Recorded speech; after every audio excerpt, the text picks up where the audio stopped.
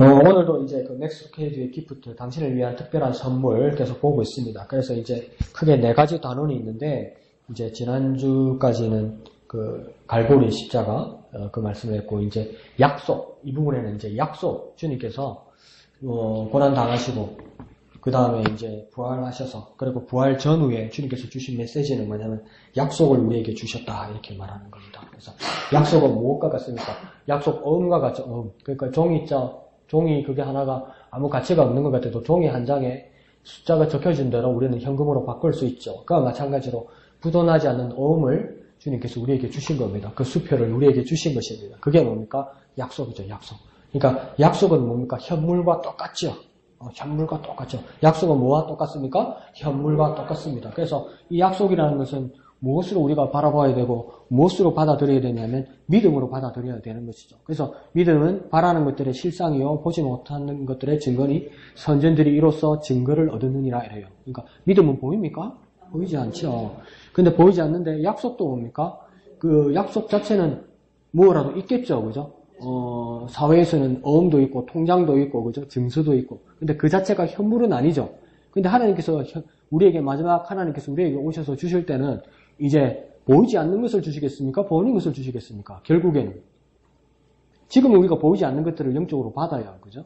근데 이제 주님 오셔서 세상을 심판하시고 주님의 나라로 우리를 이끄실 때 우리에게 그 영적이라는 것이 현물입니까? 보이지 않는 겁니까? 현물이에요, 현물. 그때는. 그러니까 그 현물을 위해서 우리가 그 약속을 받아가지고 있다는 거죠. 그 약속을 그러면 현물처럼 우리가 지닐 수 있고 확신할 수 있는 방법이 뭐냐? 그게 믿음이라는 겁니다. 근데 그래서 뭡니까? 믿음은 이래놓고 맨 끝에 히브리서 맨 끝에는 뭡니까? 증거다 이거잖아. 증거는 현물입니까? 현물이 아닙니까? 증거는 현물이에요. 근데 믿음은 현물입니까? 현물이 아닙니까? 아니지요. 안 잡히잖아요. 안 만져지잖아요. 근데 증거라는 현물을 잡기 위해서는 뭐가 먼저 필요한 겁니까? 믿음이 필요해요. 그 믿음은 뭡니까? 약속이라는 거죠. 그러니까 우리는 믿음이라는 것이 없으면 그 약속을 믿을 수도 없고 헛것을 믿고 있는 것이고 그리고 그 증거도 있을 수 없다는 거예요. 그러니까 우리에게 믿음이라는 것이 얼마나 중요하다는 것. 믿음이라는 게 얼마나 중요하다는 것. 그것을 우리가 가지고 있어야 됩니다. 그래서 뭡니까? 바라는 것들의 실상이어야죠. 바라는 것은 지금 가지고 있는 겁니까? 안 가지고 있는 겁니까? 아직은 안 가지고 있는 거죠. 그런데 그 정한 날에 나중에 미래에 꼭 온다고 믿는 겁니까? 안 믿는 겁니까? 믿는 거예요. 그렇게 믿는 사람에게는 뭘로 온다고요? 실상으로 온다는 실상.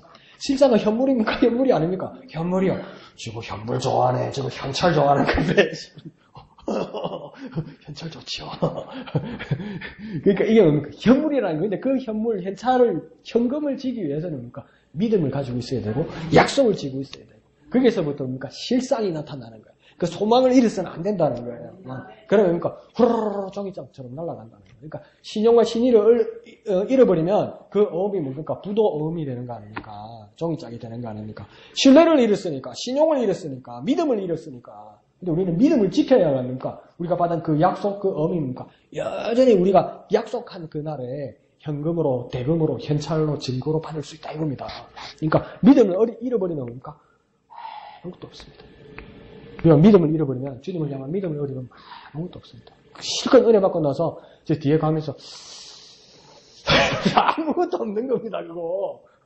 그러니까 고개를 잘 사용하십시오. 가다가 하면 믿음 없다는 아무것도 없이 다 날려버린다는 겁니다. 그래서 그 약속을 주님께서 우리에게 주셨다. 그래서 약속은 나중에 우리에게 증거로 변할 것이다. 현물로 변할 것이다. 그 믿음을 가지는 저와 여러분 되시기를 부탁드립니다. 그래서 그 상상하면 뭡니까? 그 기쁨을 가지는 거죠. 복권을 사는 사람들의 입장들 중에 하나는 뭐냐면 형편이 딱해서 그렇기도 하고 꿈을 꾸는 거죠. 그래서 만약에 토요일이나 주일날, 일요일날 복권 당첨 번호가 발표가 된다면 일주일에 한 번씩 월요일에 복권을 사면 만리장성을 쌌죠. 내가 복권 당첨이 되면 뭐 사고 뭐 사고 뭐 하고 뭐 주고 뭐 하고 꿈을 꾸잖아요. 근데 그거 뭡니까? 진짜처럼 여기잖아요. 언감생심 돈이 생길지도 않을 건데 막 그림을 그리잖아요. 근데 당일날 되면 뭡니까? 근데 뭡니까? 일주일 동안은 그것을 상상하고 설계하면서 뭐 했습니까? 기쁨에 찾아. 기쁨. 근데 이거는 뭡니까? 우리가 부도나지 않는 하나님의 약속을 붙들면 아직 잡지는 못했지만 하나님은 부도내는 분이 아니고 1.1억도 변하지 않는 분이기 때문에 그 약속을 받은 확실한 것이기 때문에 주님 오실 그날까지 그 약속만 들고 있는데도 하나님 그 사인만 들고 있는데도 하나님의 서명만 들고 있는데도 이 지내는 이 세상살이가 기쁘고 즐거운 거라. 내가 주님 만나면 뭐 하리라. 주님 만나면 뭐라고 말씀드리라. 주님 앞에는 뭐 어떤 찬양을 하리라. 주님 앞에 갈 때 누구를 만나리라. 막 이런 막 기쁨에 차는 거예요. 그러니까 믿음이 있으면 절망하거나 낭망하면 안 된다는 겁니다. 상상할 시간도 모자라다는 겁니다. 기쁨에 상상할 시간도 모자라다는 겁니다. 외롭고 인생 외롭고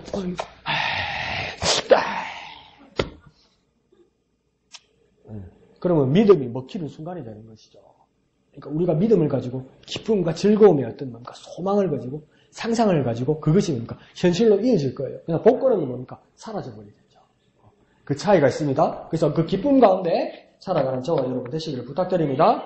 그러므로 로마서 8장 1절에도 그런 말을 하고 있습니다. 그러므로 그리스도 예수 안에 있는 사람들은 결코 정죄함을 받지 않습니다. 이렇게 얘기하는 거예요. 그러니까 정죄함의 그 고리가 정죄함의 그 구덩이가 정죄함의 그 덫이 사라져 버리니까 뭡니까? 그 기쁨이 있고 더 이상 정죄함이 없기 때문에 뭡니까? 즐거움이 있고 그 안에 행복이 있다는 거예요. 근데 보십시오. 그 정죄라는 고리도 정죄라는 덫도 뭡니까? 갇히는 거죠. 걸리는 거죠. 그 안에 있게 되는 거죠. 그러니까 그게 있으면 안 되는데 그게 걸려들고 그 구덩이에 빠지기 때문에 정죄라는 구덩이 안에 빠져버리는 거 아닙니까? 그런데 이 정죄라는 구덩이를 에서 해방되고 여기에 발을 잘못 들이지 않기 위해서는 로마서 8장 1절에는 단 한 가지 방법이 있는데 어디 있어야 된다고 이야기합니까? 그리스도 예수 안에 있어야 된다고 이야기하는 거예요. 그러니까 이 나쁜 안에 정죄라는 나쁜 안에 빠지지 않으려면 참 자유와 능력과 기쁨과 은혜에 그리스도 예수 안에 있어야 된다고요. 그러니까 이 안에 나쁜 것 안에 빠지지 않기 위해서 여기만 빠지지 않고 내 마음대로 지낼 수 있는 게 아니라 왜 그렇습니까? 세상은 온통 지뢰밭이니까 한 군데 구덩이만 벗어나면 그냥 내가 자유함을 누릴 수 있는 것이 아니고 세상은 온통 지뢰밭이에요. 요거 하나 피했지만 옆에 또 있고 내가 보이지 않는 곳에 또 있다는 거예요. 그래서 세상은 뭐라고요? 온통 지뢰밭입니다. 세상은 뭐라고요? 온통 지뢰밭입니다. 우리를 정죄할 수 있는 온통 지뢰밭입니다. 그러면 우리가 가장 안전하려면 로마서 8장 1절에서는 뭐 해야 된다고 하냐면 예수 안에 있어야 된다. 그리스도 예수 안에 있어야 된다. 그러니까 가장 안전하다는 겁니다. 자유는 안전할 때 보장되는 거 아닙니까? 자유는 안전할 때. 그래서 그리스도 예수 안에 있는 사람에게 뭐 같다고요? 결코 정죄함이 없다.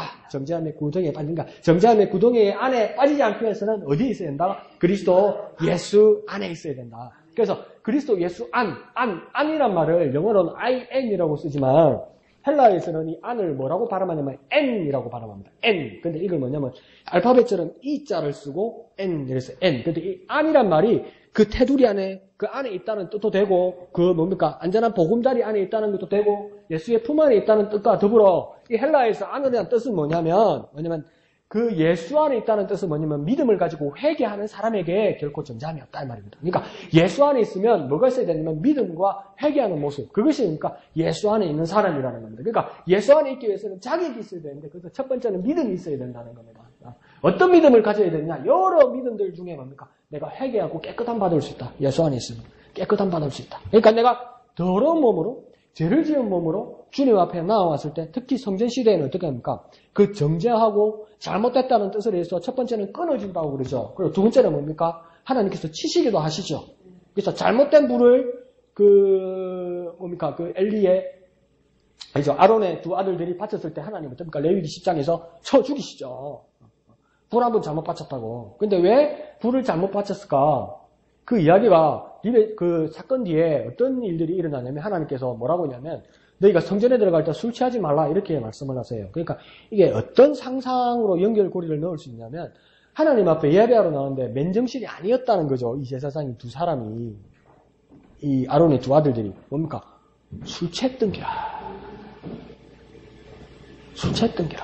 그러니까 순서를 따라 드려야 될 불, 향, 순서가 있는데 그러니까 술 취한 사람 보고 이거 몇 개, 이거 몇 개, 이거만 4개, 5개 샀고 이러는 거야. 안 흔들어도 이거 몇 개, 이렇게 6개 샀고 손가락이 5개밖에 못 폈는데 6개, 7개 샀고 난리가 나는 거라. 그러니까 하나님 앞에 제사로 나와가지고 잘못된 불을 드린 거예요. 그건 뭡니까? 잘못된 불을 드려서 하나님께서 진노하신 것도 있지만 뭡니까? 맨정신으로 안 왔다는 증거죠. 그러니까 그러면 목사님 교회 예배당 갈 때면 술 안 먹고 담배 안 피우면 되겠네요. 그것도 잘 절제하는 거죠. 뭐 그래 할 수 있으면 한번 해봐. 근데 들어오면 담배 냄새, 술 냄새 다 나던데 나는. 그것뿐만 아니라 뭡니까? 그게 절제가 됩니까? 절제 안 돼요. 그리고 두 번째는 뭐냐면 바울은 뭐라고 이야기냐면 너희 몸을 그리스도께서 성전 삼아 계신다고 이야기했어요. 그러니까 이제 예루살렘 그 한가운데에 성전이란 건물 안에서 하나님께서 제사 받으시고 예배 받으시는 뿐만 아니라 우리의 몸을 성령께서 우리 자신 자체를 성령께서 성전 삼으신다고 이야기해요. 그러니까 성전의 용도는 뭡니까? 예배하는 겁니다. 그런데 이제 성전이 어디에 있다고 이야기합니까? 우리에게 있다고 이야기해요. 그럼 날마다 우리 삶이 무슨 삶이 되어야 되는 겁니까? 예배의 삶이 되어야 되는 거예요. 날마다 예배의 삶을 드리는 사람이 맨정신이 돼야지. 정신 차려야지. 그 술, 담배가 정신을 차리게 합니까? 안 되죠. 그러면 하나님 그 예배를 받을 수 있습니까? 안 받습니다. 그러니까 그리스도 예수 안에 있는 사람은 믿음을 가져야 되고 두 번째는 회개하는 삶을 가져야 됩니다. 그래 그렇게 합당한 예수 안에서의 정죄함 없는 자유와 그 기쁨을 누릴 수 있는 겁니다. 그래서 믿음과 회개함을 가지는 것 그것이 뭡니까? 예수 안에 있다 이 말입니다. 뭐라고요? 믿음과 회개. 뭐라고요? 믿음과 회개. 뭐라고요? 믿음과 회개. 그것이 무엇입니까? 예수 안에 있다는 그 모습의 증표다. 그렇게 이야기하고 있는 겁니다. 그래서 뭐 여러 가지 있지만 그리스도 예수 안에 있는 사람에게는 이 약속들이 기쁨의 원천이 된다. 이렇게 지금 저자는 이야기하고 있습니다. 그러니까 그리스도 안에 있는 사람들은 이 약속을 또 가지게 된다는 거죠. 그리스도 예수 안에 약속이 있죠. 그리스도 예수 안에 약속이 있기 때문에 그 안으로 들어와야 되는 거죠. 믿음을 가지고 회개할 때 그 안에 들어올 때 그 약속을 가지고 그 약속을 붙들었을 때 기쁨이 된다는 겁니다. 그러니까 우리의 기쁨의 원천이 뭐냐? 예수 안에 있는 약속이다. 우리의 기쁨의 원천은 뭐라고요? 예수 안에 있는 약속이다. 어떤 약속이라고요? 예수 안에 있는 약속. 그것이 우리의 기쁨이 된다라는 거예요. 우리의 기쁨이 된다. 그래서 이렇게 말을 하고 있습니다. 하나님은 당신을 보실 때 당신을 보는 게 아니라 당신을 감싸고 있는 예수 그리스도를 보신다 이렇게 이야기합니다. 그러니까 하나님과 우리 사이가 관계가 멀어졌어요. 뭐 때문에 그렇습니까? 죄 때문에 그렇게 멀어졌어요. 다시는 돌이킬 수 없게 되었어요. 그래서 제2삭선 사망에서 죽게 되었어요. 그런데 뭡니까? 예수 그리스도께서 대신 오셔서 죽으심으로 또 예수의 피가 우리에게 능력이 되고 예수의 피가 우리에게 용서함이 되고 예수의 피가 우리에게 뭡니까? 생명이 되었다 이 말입니다. 그러니까 노아 시대로부터 이제 육식이 시작되죠. 짐승을 고기를 먹기 시작하죠. 그러면서도 하나님께서 계속 뭐라 합니까? 짐승을 무엇에 먹지 마라? 피채 먹지 마라. 피에는 뭐가 있다? 생명이 있다. 그럼 또 큰일났네. 손짓 공부면 안 되겠네. 순대를 잡고 해. 그래서 신학교 가니까 안 먹는 바보 같은 놈이 있더라고. 그러면서 추어탕은 왜 먹어? 비늘 없는 음식인데. 그게 그렇게 고루하게 볼 것이 아니라 그러니까 피에 생명이 있다고 말씀하셨잖아요. 그럼 제2삭슨 사망이라고 그랬잖아요. 사람이 생명체가 완전히 죽는 방법이 그럼 뭐라는 겁니까? 피를 쏟아야 된다는 거지. 피가 몸 밖으로 완전히 나와야 된다는 거지. 그러니까 피채 먹지 마라. 피에는 그 전제가 뭡니까? 피에는 생명이 있다. 하나님 그렇게 말씀하셨어요. 그러니까 그러면서 로마서에서는 제1삭슨 사망이라고 했어요. 내가 죄 때문에 내가 죽어야 된다면 어떻게까지 죽어야 된다는 겁니까? 내 죄값은 피가 완전히 빠져서 완전히 죽어야 된다는 거예요. 그것을 뭡니까? 예수 그리스도께서 대신하셨다고요. 그 내가 예수 그리스도 나를 위하여 십자가에 못 박혀 죽으심으로 나를 대신하여 죽으셨어요. 그럼 나도 어떻게 된 겁니까? 예수와 함께 죽은 거예요. 그래서 나에게도 뭡니까? 이 생명의 상징이지만 제 값을 위해서 내 피가 다 쏟아졌어요. 그러면 내 죄값은 이제 없어졌어요. 그럼 내가 살 수 있습니까? 살 수는 없어요. 죄값은 치렀는데 살 수가 없어요. 뭐가 없어서? 피가 모자라, 피가 없어. 그래서 그냥 살 수는 없는 거예요. 그게 뭡니까? 그 예수의 흐른 피가 누구에게 왔다는 겁니까? 우리에게 왔다는 거예요. 그래서 우리가 예수로 말미암아 영생을 누리게 된다는 거예요. 그러니까 하나님께서 우리를 받으실 때, 야, 니 왜 왔냐? 니 여자동에서 그 찌질이 여자동에서 그 완전 꺼장 여자동에서 완전 양아치 니가 여기 어디라고 오냐? 죄인이 내가 널 모를 것 같아? 내가 머리가 이렇게 샜다고 내가 널 모를 것 같아? 그러니까 30년 전에 지은 죄를 내가 모를 것 같아? 하나님 그러지 않으시더라는 거예요. 나도 막 위태위태하고 나도 불안해서 조심조심 가고 내가 알아보면 안 되는데 하나님께서 갔는데 하나님 날 받으시더라는 거예요. 나를 반가이 맞으시더라는 거예요. 근데 왜 나를 반가이 맞을 수 있었느냐? 나를 감싸시는 예수 그리스도를 보시고 내 속에 흐르는 예수의 피의 생명을 보시고 예수님께서 나를 받으시다. 하나님께서 나를 받으시더라는 겁니다. 그러니까 우리는 어떤 사람이냐, 여러 각양각색의 흑인, 황인, 백인, 중요한 게 그게 아니고 미국 사람, 일본 사람, 중국 사람, 한국 사람, 그게 중요한 게 아니고 우리는 뭡니까? 그리스도인이 되어야 된다. 우리는 그리스도의 사람이 되어야 된다. 우리는 그리스도의 피의 은혜를 받은 사람이 되어야 된다. 그래야 하나님께 나아갈 수 있다는 겁니다. 우리는 예수의 사람, 우리는 그리스도인이 되어야 됩니다. 우리는 뭐라고요? 예수의 사람, 그리스도인이 되어야 됩니다. 우리는요, 예수의 사람, 그리스도인이 되어야 됩니다. 그래야 하나님 우리를 받으실 수 있다 이 말입니다. 그러니까 우리는 누구의 이름으로 구원받느냐? 당연한 거예요. 예수의 이름으로요. 예수의 이름으로. 우리는 예수의 은혜로 구원받는 거예요. 왜요? 그 예수가 나에게 생명을 공급해 주셔서 그 예수가 나를 위해 죽으셔서 나는 내 죄값 때문에 피가 다 빠져서 내 죄 문제는 해결되었는데 난 살 수가 없어. 죄 문제는 해결했는데 왜 못 살아요? 피가 모자라. 피가 없어. 피가 없는 인간 봤어요? 중국에 오면 강시라고 있더라고. 남미에 가면 좀비라고 있더라고. 그게 사람이요? 사람이 아니요. 성장이라 말하기도 그렇고 사람이라고 말하기도 그렇고 구신이라 말하기도 그렇고 뭐 그런 성. 근데 뭡니까? 그런 나에게 산송장 같은 나에게 살아계신 예수의 피가 나에게 흐르더라는 거예요. 그래 우리는 누구의 이름으로 하나님과 한복하는 겁니까? 예수의 이름으로. 누구의 은혜로요? 예수의 은혜로. 그 예수의 은혜는 우리에게 절대적이고 얼마나 다행인지 얼마나 다행인지 방법이 없는 나에게 얼마나 다행인지 막막한 나에게 얼마나 다행인지 얼마나 다행인지 얼마나 다행인지 예수는 우리에게 얼마나 다행인지 모릅니다. 예수는 우리에게 얼마나 다행인지 한번 해볼까요? 예수가 나에게 얼마나 다행인지 예수가 나에게 얼마나 다행인지 듣고 나왔어. 예수님 없었으면 어떡할 뻔했을까? 그 예수의 은혜 가운데 기뻐하며 감사하며 살아가는 저와 여러분 되시기를 부탁드립니다. 그래서 끝에 이렇게 말합니다. 영혼의 문제를 진지하게 생각해 보십시오. 그러면 삶의 자질구레한 문제들은 올바른 시각으로 볼 수 있을 것입니다. 영혼의 문제 가운데서 예수의 눈으로 우리 삶을 바라보는 저와 여러분 되시기를 부탁드립니다. 자, 그러면서 이제 뒤에 또 이런 말을 합니다. 그리스도의 희생으로 우리는 과거를 용서받았고 미래를 보장받았습니다. 그러니까 그리스도의 희생으로 그리스도의 은혜로 우리는 과거를 용서받았고 미래를 보장받았습니다. 뭐라고요? 과거를 용서받았고 미래를 보장받았습니다. 뭐라고요? 과거를 용서받았고 미래를 보장받았습니다. 그러니까 그거 있잖아요. 내가 만약에 뭐랄까요? 내가 여기에 큰 칼이 하나 푹 찔렸어.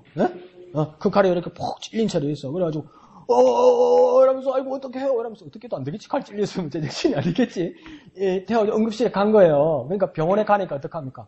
이 동맥과 핏줄을 피해서, 신경을 피해서, 신경외과 의사가 칼을 쏙 뽑아줬어요. 그러면 뭡니까? 나를 아프게 하는 그 원인이 쏙 빠졌어요. 빠졌어요. 그러면 뭡니까? 과거에 찔렸던 내가 아닙니까? 칼 찔렸던 내가 더 이상은 아니죠. 그래서 칼은 빠지긴 빠졌죠. 근데 칼 빠진 저, 칼 뺐습니다 하고 의사가 가면 나는 어떻게 됩니까? 죽어요. 피 흘려서 죽어요. 그러니까 우리가 우리 죄에 대해서, 우리를 송사하는 화살을 쏘는 사단이 우리의 죄에 대해서 우리를 정죄했다는 거예요. 그래서 우리가 그 정죄의 화살을 맞았다는 거예요. 근데 그러니까 예수 그리스도의 은혜로 내가 그 죄의 용서하고 나서 화살이 그 칼이 쑥 빠진 거예요. 빠진 걸로 끝나는 게 아니라는 거예요. 우리 과거가 용서받고 우리 미래가 뭡니까? 보장받았다는 거예요. 그러니까 병원에 가니까 내 칼 찔린 자리를 칼을 쑥 뽑아주더니 뭡니까? 맞고 주사 주고 수술해서 다 메꿔주고 붕대를 칙칙칙 하면서 나을 때까지 기다려주고 치료해주고 보호해주더라는 거예요. 그래서 뭡니까? 내가 칼 뽑은 걸로만 해결해주지 않고 내 그 상처 난 자리를 다 메꿔주고 내가 사회에 나가서 집에 가서 정상적인 일을 할 수 있도록 모든 걸 보장해주고 모든 것을 메꿔주더라. 그러니까 그리스도 예수의 희생의 은혜는 뭐냐면 과거의 내 죄를 용서해 주실 뿐만 아니라 내 미래를 보장해 주신다는 거예요. 그러니까 아픈 나를 고쳐주실 뿐만 아니라 내가 사람 구실하게 해준다는 거지. 그러니까 죄인인 나를 해결해 주실 뿐만 아니라 나에게 하나님 앞에서 온전한 사람 되게 해주신다는 거예요. 완벽한 사람 되게 해주신다는 거예요. 뭘 통해서? 예수 그리스도의 희생을 통해서. 그러니까 예수 그리스도의 희생은 뭡니까? 내 과거를 용서해 주시고 내 미래를 보장해 주십니다. 예수 그리스도의 희생은 뭐라고요? 내 과거를 용서해 주시고 내 미래를 보장해 주십니다. 예수 그리스도의 희생은 뭐라고요? 내 과거를 용서해 주시고 내 미래를 보장해 주십니다. 그러니까 예수 의지하면 됩니다. 의지하세, 의지하세, 주 의지하세. 구하시네, 구하시네, 곧 구하시네. 주님을 의지하고 그 주님을 통해서 과거를 용서받고 미래를 보장받는 우리가 되시기를 부탁드립니다. 그래서 로마서 5장 1절에서도 그렇게 말합니다. 우리가 믿음으로 의롭게 하여 주심을 받았으니 우리 주 예수 그리스도로 말미암아 하나님과 더불어 평화를 누립니다. 그렇게 이야기해요. 그러니까 우리가 믿음으로 의롭게 하여 주심을 받았다. 그러니까 이게 믿음이라는 게 우리는 사실은 뭡니까? 만져지는 것, 느껴지는 것, 보여지는 것, 이런 것들을 들려지는 것, 이것에 가만히 치중을 하고 최소한 그래서 뭡니까? 내게 영상이라도 그려져서 환상을 보거나 꿈을 꾸거나 어떤 형상이 그려지는 것, 이것을 많이 추구한다고요. 그런데 믿음은 꿈도 아니고 믿음은 환상도 아니고 믿음은 환청도 아니에요. 믿음은 영적인 거지만 그것을 실질적인 것으로 만들어준다고 이야기해요. 그래서 믿음이라는 것이 보이지 않지만 믿음이라는 것을 가지게 될 때 뭘 해주게 한다냐면 의롭게 해주신다고 해요. 그 의로움을 가지고 뭐 하려고? 믿음으로 의롭게 되는데 그 의로움 갖고 뭐 하려고? 내 잘난 맛에 살라고. 그걸 가지고 이렇게 해서 믿음을 가지겠습니까? 5장 1절의 뒤에서는 뭐랍니까? 내가 믿음으로 의롭게 된 이유는 뭐냐? 평화를 누리기 위해서다. 그 평화를 누리는 것은 어떻게 평화를 누리는 거냐? 하나님과 평화를 누리기 위해서다. 이렇게 이야기하는 거예요. 그러면 하나님과 평화를 누리기 위해서 그 믿음은 무엇이냐? 예수 그리스도로 말미암아 가능한 것이다.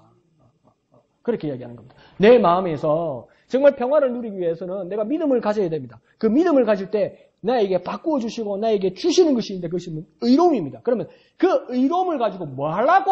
이러면 뭡니까? 참 샬롬, 참 평화를 누리기 위해서입니다. 참 샬롬 평화를 가지고 뭐하게? 하나님과 더불어 누리기 위해서라는 겁니다. 하나님과 함께하는 그 평화를 누리기 위해서라는 겁니다. 그것은 어떻게 가능합니까? 예수 그리스도로 말미암아 가능하다. 그렇게 말하고 있습니다. 그러니까 하나님과 화평을 누리는 것, 이게 얼마나 커지는 겁니까? 이것은 믿음으로 얻어지는 행복이라고 이야기합니다. 그러니까 단순히 나라와 나라, 이웃과 이웃, 가족들 간의 평화가 아니라 이것은 뭡니까? 하나님과 평화를 누리는 것이다. 하나님과 함께하는 것이다. 그래서 하나님과 평화를 누리는 모습을 어떤 말로 바꾸고 말할 수 있느냐? 그게 구원이다. 이렇게 이야기하는 거예요.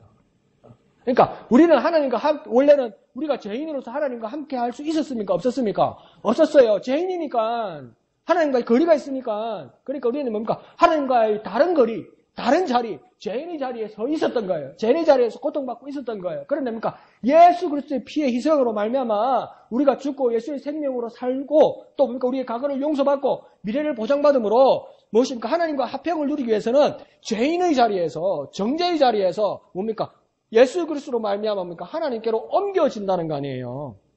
그러니까 뭡니까? 죄의 구덩에서 정죄의 구덩에서 이렇게 하나님께로 옮겨진다는 거 아니에요. 자리가 옮겨진 거 아니에요. 이걸 구원이라고 그런다고. 이게 왜 구원이냐? 몇 번 말씀드렸지만 세계에서 유명한 폭포 중에 한 폭포가 뭡니까? 나야가라 폭포라고 들어봤죠, 그죠? 나야가라 폭포가 왜 유명한 줄 압니까? 여러분 돈 되면 돈 많이 모아가지고 영생하기 전에 나야가라 폭포 빚을 내렸으더라도 한번 갔다 오십시오. 그럼 회춘합니다. 나야가라 폭포 소리가 잘 들립니다. 멀리서 나야가라, 나야가라, 나야가라, 나야가라. 나야가라, 나야가라. 그래서 나야가라가 아니고 나야가라는 그 인디안들 원주민들이 지은 이름입니다. 이게 뭐냐면 신의 목구멍 소리다 이렇게 이야기했어요. 그게 소리가 워낙 무섭게 크게 들리기 때문에 그게 신이 노하셨다고 생각했기 때문에 그때 원주민들의 그 토속 신앙은 뭐냐면 결혼하지 않은 여자들을 폭포에 떨어뜨려 바치는 거예요. 그러니까 폭포가 이렇게 됐다 여기서 훅 떨어지잖아요. 그러면 여기다가 배를 태워가지고 안녕 이러는 거예요. 못됐지. 와 여자만 태어나. 남자 신인갑지. 매년 떨어뜨리는 거죠. 그게서 근데 그게 신의 목구멍 소리, 노한 소리다. 뭔 이야기가 들어노? 또 이란다. 차 찾았다 이야기할게. 요즘 왜 이러지? 죄송합니다. 그래서 그 나중에 생각나면 말씀드릴게요. 아유 참 정신 못 차리네. 죄송합니다. 그래서 하나님과 그 이야기하다 그러는구나. 그러니까 배를 타고 이렇게 쭉쭉쭉 내려가고 이제 이 폭포에 이렇게 떨어지잖아요. 그런데 만약에 그런 게 계획된 게 아니고 내가 모르는 지형에서 배를 타고 놀다가 돛도 없어져 버렸어요.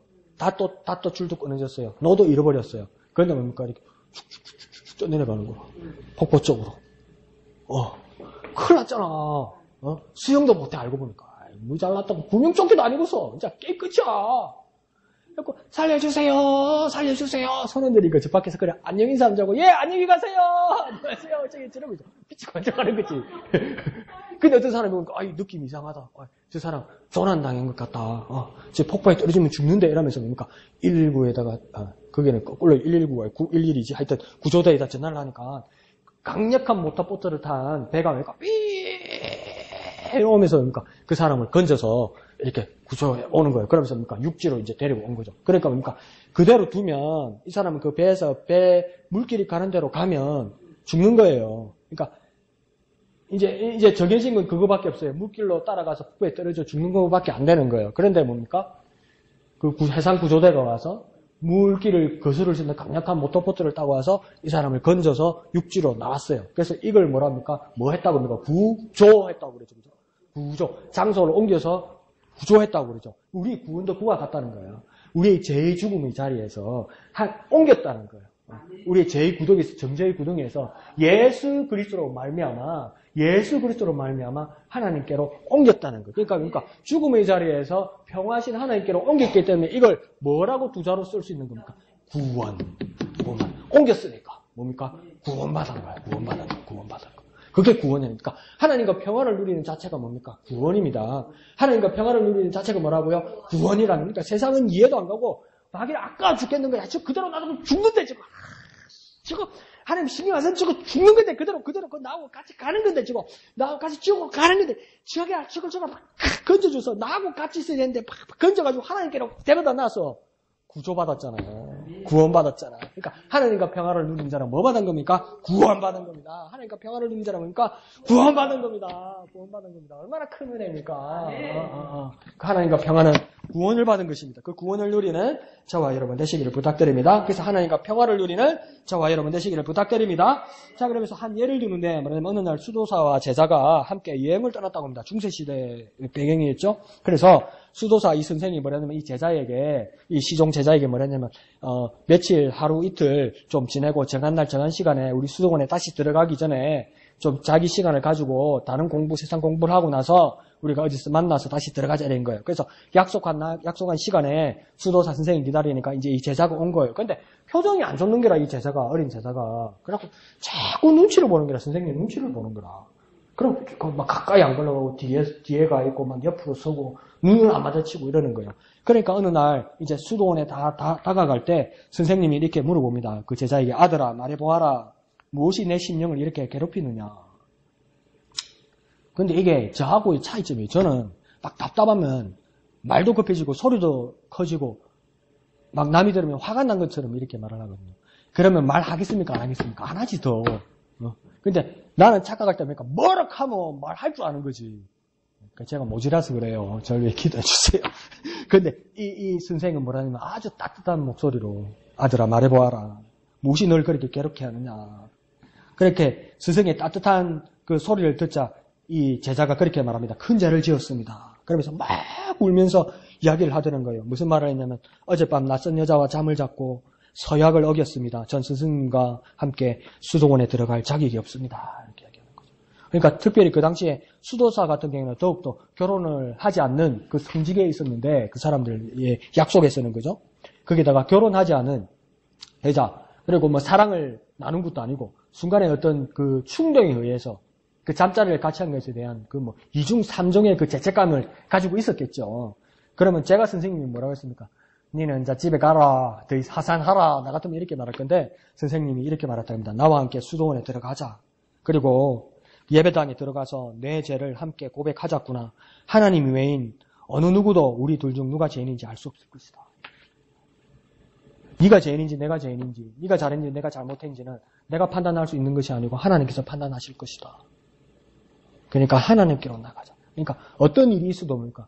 우리에게 어떤 어려움과 어떤 두려움과 어떤 분노와 어떤 복잡한 일이 있을지라도 심지어 하나님을 이해하지 못하는 상황이 있을지라도 하나님께 나아가야 하나님의 음성을 듣고 그 문제를 해결받을 수 있다는 겁니다. 그런데 뭡니까? 자꾸 숨기려고 할 때는 하나님을 멀리하게 된다는 거죠. 이것이 바로 하나님께서 우리를 위해 함께 하신 일입니다. 그러니까 죄를 숨겼을 때는 우리는 하나님으로부터 우리가 멀어지는 겁니다. 모두 죄인인데 우리가 죄를 숨길 때는 하나님으로부터 멀어집니다. 눈치 보는 거죠. 자식들 키워봐서 알잖아요. 지가 뭐 잘못한 거 있으면 엄마 눈을 안 마주치잖아. 말이 없잖아. 지 방에 들어가자. 뭔가 있어. 엄마 촉에 걸린 거예요. 우리도 하나님 앞에서 그렇다는 거예요. 다 하나님 앞에서 실수하고 죄를 저지르는데 하나님 앞에서 죄를 숨기려고 할 때 우리는 하나님으로부터 멀어지기 시작합니다. 그러니까 똑같은 죄인이라도 죄를 숨기느냐 죄를 고백하느냐 이거 큰 차이가 나는 겁니다. 모두가 죄를 짓습니다. 그래서 어떤 사람이 그랬다고 그러잖아요. 이 문제에 대해서 그러니까 막 물어본 사람들 때리면서 넌 죄 없어? 이러잖아요. 그래. 니도 죄인이고 나도 죄인인데 왜 당신은 당신의 죄를 숨기느냐는 거예요. 하나님 앞에서. 그럼 하나님과 멀어지는 거예요. 당신도 죄인이고 나도 죄인인데 내 죄에 대해서 나는 하나님께 고백할 때 하나님께서 받아주실 수 있다는 겁니다. 하나님 앞에 허물을 고백하면 우리의 생각이 달라집니다. 하나님은 더 이상 우리의 적이 아니고 우리의 친구가 되실 수 있다는 겁니다. 똑같은 죄인인데 우리가 죄책감을 가지고 우리가 죄를 숨기기 시작하면 하나님과 멀어지고 하나님으로부터 원수가 되는데 똑같은 죄를 가지고 하나님 앞에 고백할 때 하나님 뭐 하려고 하겠습니까? 하나님 해결해 주려고 하시겠죠. 왜? 하나님 첫째 능력자고 둘째 사랑이니까. 첫째 둘째가 바뀌어야 되나? 첫째 사랑이시고 둘째 능력자고 똑같이 보시죠. 하나님은 능력자이시고 사랑이시니까 그 죄에 대해서 왜 그랬냐? 나도 이제 몰라. 하나님 그러시겠습니까? 하나님은 능력자이시고 하나님은 해결자이시고 하나님은 더군다나 사랑이시기 때문에 그 문제를 해결하라고 해주신단 말이에요. 그러니까 더 가까워진다는 거예요. 그러니까 바울의 말이 100% 이해는 안 가도 조금 알겠다는 거예요. 그래서 그러니까 죄가 있는 곳에 뭐가 더 있다고 바울은 이야기합니까? 로마서에서 은혜가 더 있다 이렇게 이야기해요. 뭐가 있는 곳에? 죄가 있는 곳에 은혜가 더 있다고 이야기해요. 그러면서 또 바울 뭐랍니까? 내 말 똑바로 알아들어라. 그렇다고 우리가 죄를 더 지어야 하느냐? 그건 아니다. 이러죠. 그러니까 또 잘못 알아가지고 목사님 아침에 말하고 앞대가리 말아가지고 내 죄 더 짓자. 그래 하나님 은혜 받자. 그 이야기가 아니에요. 그러니까 죄에 대해서 내 죄에 대해서 하나님 앞에 진실로 고백할 때 그 은혜는 더 크다는 거죠. 나 같은 주님께서 살라주시고 나 같은 죄인도 구원하시니까 그 크신 은혜를 내가 입는다 이 말이죠. 그러니까 내가 같은 죄를 가질지라도 죄를 숨기는 자는 하나님과 멀어질 것이고 같은 죄를 지은 자라도 하나님 앞에 죄를 고백할 때 하나님께서 우리를 가까이 하시고 우리 죄의 문제를 해결하라 하시고 우리를 사랑하시는 그 모습을 보여줄 것이다. 같은 죄인이라도 멀리하면 하나님과 원사가 될 것이고 같은 죄인이라도 하나님 앞에 고백할 때 우리는 친구가 될 수 있다. 하나님과 적이 되시렵니까? 하나님과 친구가 되시렵니까? 친구 되시려면 하나님 앞에 죄를 고백해야 된다는 거예요. 그때 하나님께서 역사하신다. 그래서 그 부끄러움을 우리 마음에 두게 하지 않으신다. 그렇게 말합니다. 그리고 예수님은 우리를 하나님의 임재 속으로 그렇게 이끌어 주시는 그 분이 되실 것이다. 하나님께로 이끄시는 그 예수의 이름을 의지하는 저와 여러분 되시기를 부탁드립니다. 마지막 예로 제자가 그 이야기를 합니다. 베드로가 그 제자들이 갈릴리 바다를 지나가는데 막 풍랑 가운데 있으니까 어떡합니까? 막 두려워하는데 밤에 뭡니까? 예수님께서도 혼자서 이렇게 저 바다 호수 건너서 기도하다가 보니까 막 날린 거라면 오늘 막 꽃다발 흔드는 거니까 배가 막 이게 갔다가 저게 갔다가 막 죽는다고 날린 거라고 가만히 보니까 어디서 많이 봤는데 어이구 베드로네 아이고 제자들이네 싶어서 예수님 어떡합니까? 119 전화해야지. 그런다 그러니까 걸어가는 거야 물 위를. 그러면 우리가 밤에 배를 타고 항해를 하다가 일기예보를 잘못 봐가지고 태풍 가운데 있다고 치자고요. 그래서 막 요나와 그 니느웨 항구에 있던 그 배 사람들처럼 막 기도하고 살려주세요 그러고 짐 같은 데 다 던지고 막 니 뭐고 이게 누구 때문이고 제비 뽑고 니 때문이가 자꾸 막 이러고 있는데 이래도 안 되네. 배를 가볍게 했는데 안 되네. 이러다가 죽겠다. 내 적금들은 묵자고 방바닥 밑에 숨겨놓은 5만원짜리 묵자고 뭐 소복 준다 이러는데 누가 쩌벅 걸어오면 어느 누가 주시오 이러겠습니까? 뭐라고 해야 하는가 보통 귀신이다 이럴 거 아니에요. 제자들도 유령인 줄 알았다고 그러잖아요. 그런데 예수님 보니까 내니 안심하라. 내니 안심하라. 근데 그때 베드로가 어떡합니까? 주여 정령 주시어든 나로 요 물 위로 걸어오게 하소서 이렇게 이야기하잖아요. 그러니까 이해하면서도 참 베드로는 이해하다가도 이해 못하겠어. 왜 그걸 예수님이 배 위에 올라오시면 되지. 치를 또 굳이 그걸 왜 그러려고 했을까? 그러니까 많은 의심이 있어서 주시거든. 주님이시거든. 100% 믿는 겁니까? 100% 믿지는 못하는 겁니까? 믿지는 못한 것 같아요. 어떻게 보면. 그죠? 근데 나로 걸어오겠어. 그러니까 예수님이 걸어오라. 그러니까 저와 여러분 베드로는 어떻게 했습니까? 배에 있다가 걸어오라 그러면 어느 누가 배에서 걸어오라 그러면 배에서 이래가지고 이 뛰어낼 자신 있는 사람. 우리 같으면 어떻게 했습니까? 예수님 뛰어내리라고 말씀까지 했으면 우리 어떻게 하겠습니까? 이러겠지. 그러니까 베드로 그림을 안 맞추면 베드로 어떻게 했습니까? 내려오라니까 와 진짜 내려오라 할 줄 몰랐다. 쏘그러면서 야 그래서 그렇지 진짜 내려오라 할 줄 몰랐다. 이렇게 되면 아무나 하는 거 아니다. 이런 말 할 줄 알았지. 예수님 내려오라 이러니까 그러니까 배 기둥을 잡고 이렇게 어머야 뭐가 이상하다. 뭐 발피네 이러는 거예요. 그러면서 그러니까 이러다 보니까 그 주님만 바라보고 이렇게 베드로가 걸은 거 아니에요. 주님만 바라보세요. 근데 중간에 주님만 바라보고 풍랑을 바라보니까 어떡합니까? 콕 빠지는 거 아니에요. 근데 주님은 언제나 그 자리에 계셨다고요. 그러니까 베드로가 풍랑을 바라보지 않고 주님만 바라봤으면 계속 걸어갈 수 있었겠죠. 그래서 맥스 루케이드는 일단 빠진 것은 접어두고 뭐라고 이야기하냐면 주님은 그 자리를 떠나지 않고 언제나 베드로를 바라보고 계셨다는 거예요. 내가 주님을 바라보아야 되는 것, 그건 정말 믿음의 정말 성질 조건이죠. 그와 더불어 보니까 주님은 한 번도 나를 향해서 눈을 팔지 않으셨다는 거예요. 다른 걸 보지 않으셨다는 거예요. 나는 주님을 보지 못하고 다른 걸 볼 수 있는 그런 여건들과 그런 연약함과 나약함과 막 혼란스러움과 산만함이 있는데 주님이 나에게 말씀하신 이상은 절대 주님은 나에게서 눈을 놓치지 않으신다는 거예요. 그 모습을 맥스 루케이드는 말합니다. 그래서 이제 어떻게까지 이제 극대화해서 말하냐면 그 주님께 베드로가 주님을 시험하는 것이었을까? 저는 그렇게 생각했는데 이 저자는 뭐라냐면 주님을 시험한 것이 아니었을 것이다. 주님께 애원하고 주님께 요청한 것일 것이다. 그래서 어떤 상징을 이야기하냐면 이 배라는 그 상징이 무엇이냐? 자기 의지나 자기 노력으로 살려 했던 그 배라는 거죠. 그러니까 이 배의 이름은 뭐냐면 나의 의지, 나의 노력이라는 거죠. 그러니까 나의 의지, 노력으로 살라고 열심히 하다 보면 1m고 2m고 갈 수 있는데 풍랑이 치고 태풍이 치니까 한 발짝도 못 가고 뒤로 갈 뿐만 아니라 배가 부서지게 생겼다는 거죠. 그러니까 뭡니까? 내가 이 배 부서진 배를 그대로 쥐고 있을 것이냐? 이 배와 같이 내가 침몰할 것이냐? 그보다 더 중요한 겁니까? 배에서 뛰어내려 나와야 된다는 거죠. 주님께로 가야 된다는 거죠. 그러니까 내가 말하는 소위 나의 선한 의지, 나의 노력들을 포기하고 주님께로 가야 된다는 거예요. 그러니까 결국 결정적인 순간에 주님 앞에서 뭡니까? 나의 것을 포기할 수 있어야 된다는 거예요. 그 포기해야 될 것이 뭡니까? 베드로의 배와 같다는 거예요. 그러니까 얼마나 안타깝습니까? 3년 전에 세월호에서 나오라 말만 했으면 그 300명이 살았을 건데 말하지 않았다는 거죠. 배가 중요합니까? 사람이 중요합니까? 사람이 중요하죠. 근데 그게 뭡니까? 뭘 어떻게 해야 될 준비와 계획이 있었는지 모르겠지만 나오라 하지 않았다는 거죠. 근데 베드로에게 오늘 적용하면서 베드로는 뭡니까? 배와 같이 침몰할 것이 아니다. 네 돈, 네 명예, 네 환경, 네 고집, 네 소신, 너의 성실, 소위 좋아 보이는 그 성실, 그것 가지고도 너는 여기서 살면 뭡니까? 그대로 깔아앉는다는 거죠. 그러니까 이것을 포기하고 주님께로 와야 된다는 겁니다. 그래서 뭡니까? 주님께로 우리는 가야 한다. 그렇게 말하는 거죠. 그래서 우리의 믿음은 뭡니까? 인간의 노력이 아닙니다. 인간의 노력이라는 배가 침몰할 때 뭡니까? 그 배에서 뛰어내리는 결단이 필요하다는 겁니다.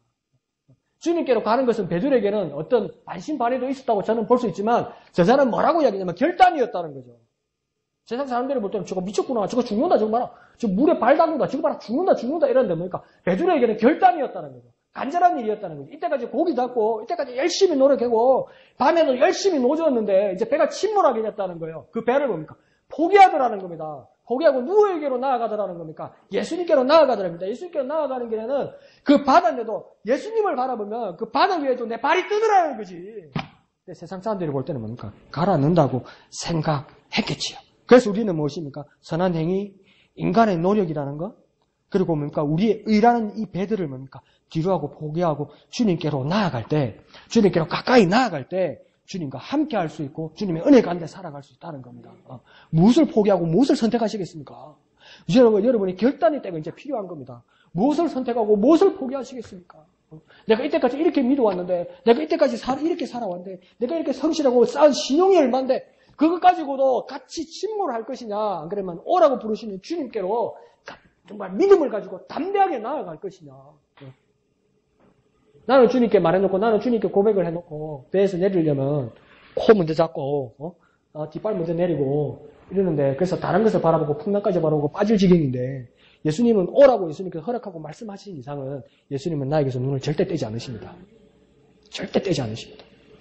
절대 떼지 않는 그 주님을 의지하는 저와 여러분 되시기를 부탁드립니다. 그래서 절대 떼지 않는 주님께 가까이 나아가야 됩니다. 이제 저와 여러분의 배에서 내리셨으면 이게 기적이라는 게, 능력이라는 게, 놀라운 이적과 표적이라는 게 쇼가 아니라니까. 그러니까 쇼는 어디까지가 쇼겠습니까? 배에서 뛰어내려서 가라앉지 않는 게 이게 멋진 쇼인 거예요. 배에서 딱 뛰는데 발이 안 잠기고 딱 뜬 거예요. 그러니까 뭡니까? 착취 10점 이게 쇼라고. 근데 주님께서 기대하시는 것은 바다 위에서 가라앉지 않는 것, 그것이 예수님께서 베드로를 부르신 목적이 아니에요. 걸으라고 말하지 않으셨어요. 예수님은 이리로 오라고 그랬어요. 오기 위해서 걸은 거예요. 그러니까 그 목적은 뭡니까? 주님께로 나아가는 게 목적이에요. 바다 위를 걸은 목적은 뭐냐면 주님께로 나아가는 거지. 자, 봐라, 나 안 빠진다. 자, 봐라. 자, 나는 예수님하고 어금버금 가는 인간이다. 그게 목적이 아니라니까. 근데 우리는 뭡니까? 자꾸 그걸 추구한다. 우리는 진짜 목적은 뭡니까? 주님께로 나아가는 거예요. 주님께로 가까이 가는 거예요. 그러니까 찬송가 하나씩 떠온다, 그죠? 주께로 가까이, 주께로 가오니, 나의 갈 길 다가도록 나와 동행하소서. 우리 일생에 주님께로 가까이, 이렇게 주님께로 가까이 나아가는 저와 여러분 되시기를 부탁드립니다. 이 시간 찬송하신 후에 내가 날마다 주님께로 가까이 나아갑니다. 내가 주님께로 정말 가까이 나아가서 일생을 주님의 눈에서 떨어지지 않도록, 주님의 눈에서 내가 사라지지 않도록 주님 나와 함께하여 주시옵소서. 그렇게 찬송하신 후에 기도하도록 하겠습니다. 한 번 더 확인합시다. 며칠 언제 11시요? 1일 아침 11시. 언제요? 1일 아침 11시. 1일 아침 11시. 네, 했습니다, 분명히.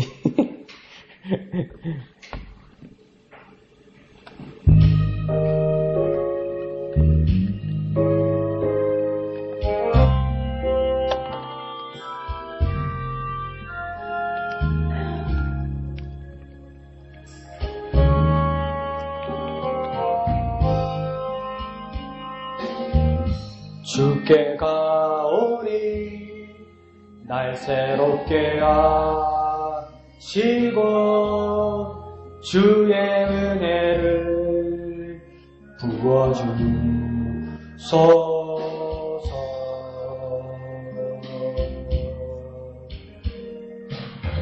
내 안에 발견한 나의 연약한 모든 벗어지리라. 주의 사랑으로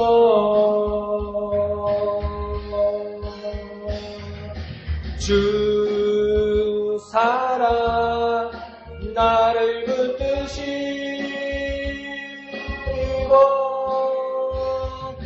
주 곁에 날 이끄소서.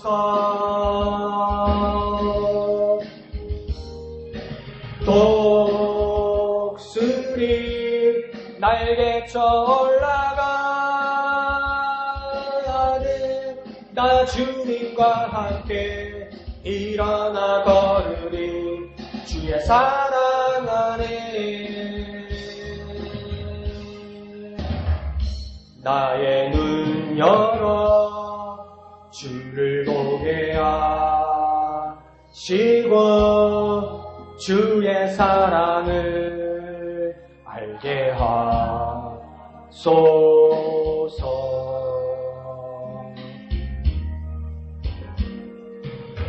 매일 나의 삶에 주뜻 이루어지도록 새로 새롭게 하소서. 주의 사랑으로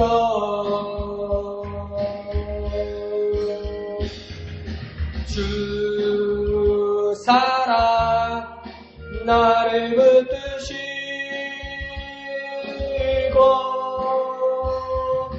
주 곁에 날 이끄소서.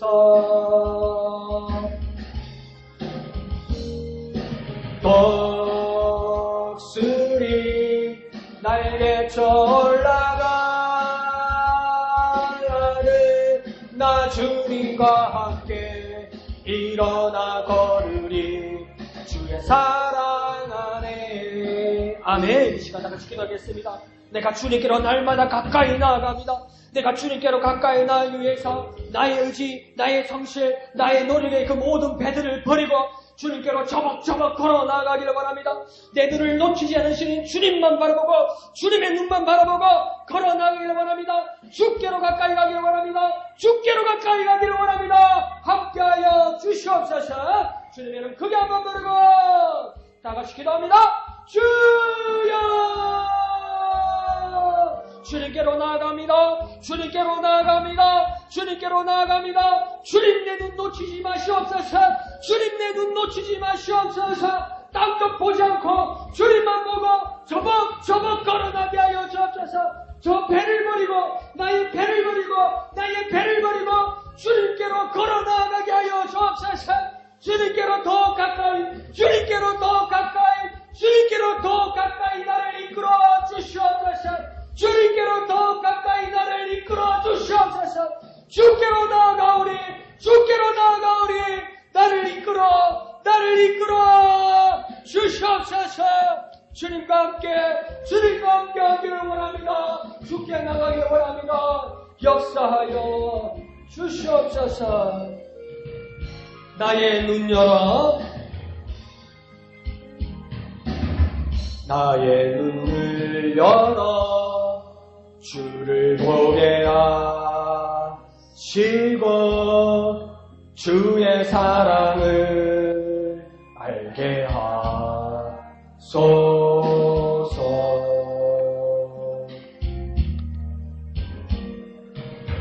매일 나의 삶에 주 뜻이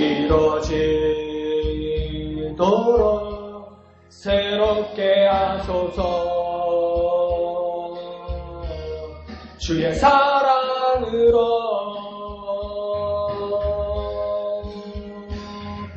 주 사랑 나를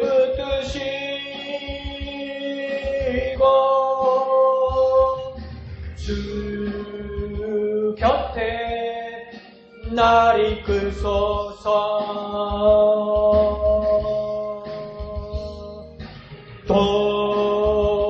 독수리 날개쳐 올라가는 나 주님과 함께 일어나 걸으리 주의 사랑 안에. 거룩하신 아버지 하나님 은혜를 감사합니다.